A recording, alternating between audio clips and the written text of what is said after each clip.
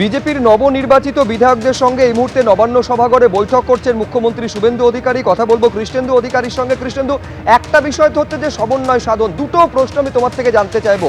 এক হচ্ছে যে কে কোন মন্ত্রক পাচ্ছেন সেটা আজকের এই বৈঠকের পর স্পষ্ট হবে কিনা, এবং কে কে রয়েছেন আজকের এই যে বৈঠক এই মুহূর্তে নবান্ন সভাঘরে চলছে। কৃষ্ণেন্দু,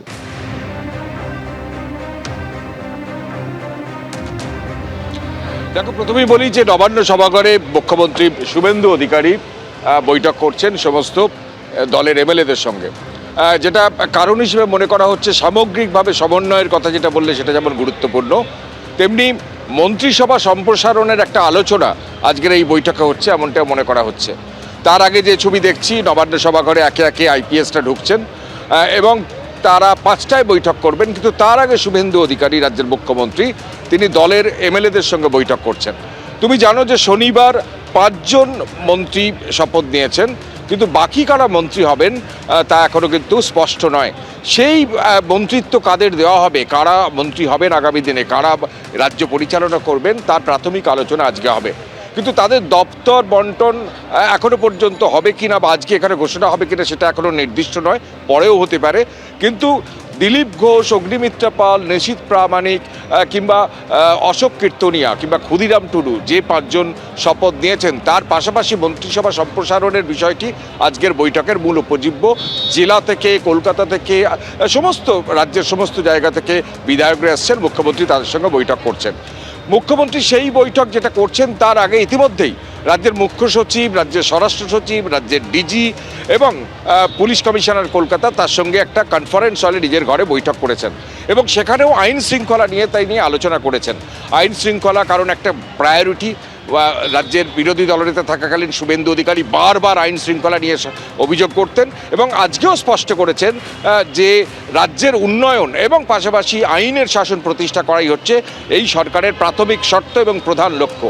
সেই বিষয়টা নিয়ে প্রাথমিক আলোচনা হয়েছে এবং তারপর আমরা যেখানে নবান্ন সভাঘরের ঠিক বাইরে আছে, একের পর এক আইপিএসের গাড়ি আসছে, তারা নামছেন, তারা সেখানে নবান্ন সভাঘরে হাজির হচ্ছেন এবং সমস্ত আইপিএসদের সঙ্গে যারা পুলিশ সুপার আছেন বা অন্যান্য পদাধিকারী আছেন তাদের সঙ্গে শুভেন্দু অধিকারী বৈঠক করবেন। আজকে শুভেন্দু অধিকারীর পয়লা দিন, প্রশাসক শুভেন্দু অধিকারীর প্রথম দিন।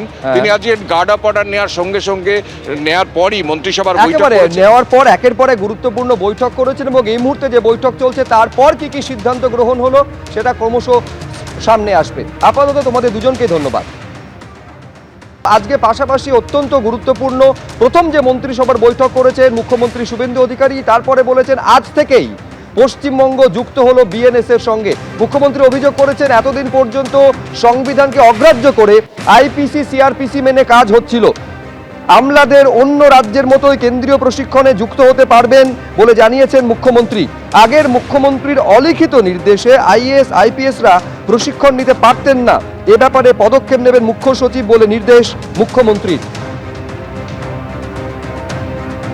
শুনলে অবাক হয়ে যাবেন, বিএনএস ভারতীয় ন্যায় সংহিতা, যা মাননীয় প্রধানমন্ত্রী নরেন্দ্র মোদীজির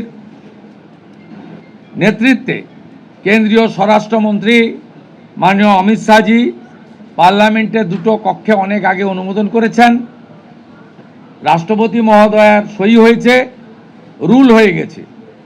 আমরা আশ্চর্য হয়ে গেছি যে এখানে বিএনএস কার্যকর করা হয়নি, অর্থাৎ অত্যন্ত অবৈধভাবে সংবিধানকে বৃদ্ধাঙ্গুষ্ঠ দেখিয়ে আগের সিআরপিসি আইপিসি চলছিল। আজ থেকে বিএনএসের যুক্ত হলো পশ্চিমবঙ্গ সংবিধান মেনে। আগের সিআরপিসি আইপিসি এই আইন আর থাকলো না।